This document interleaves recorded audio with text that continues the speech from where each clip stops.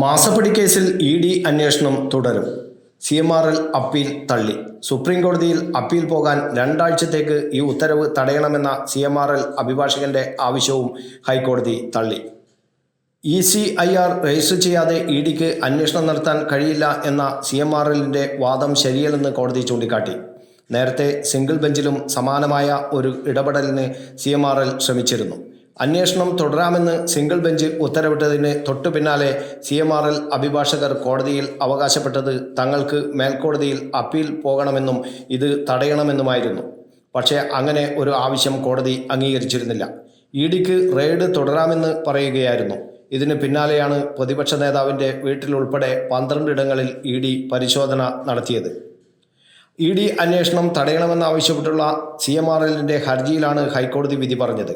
Company MD Sasidharan കർത്തയും 5 ഉദ്യോഗസ്ഥരുമാണ് കോടതിയെ സമീപിച്ചത്. കേന്ദ്ര ഏജൻസി അന്വേഷണം മൗലിക അവകാശങ്ങളുടെ ലംഘനമെന്ന് CMRL ഹർജിയിൽ പറഞ്ഞിരുന്നു. News bureau, Kannur media.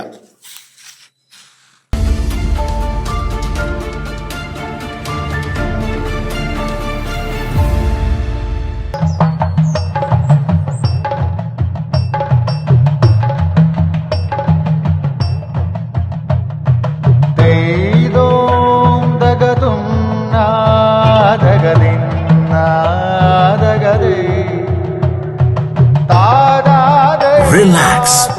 Redefine yourself.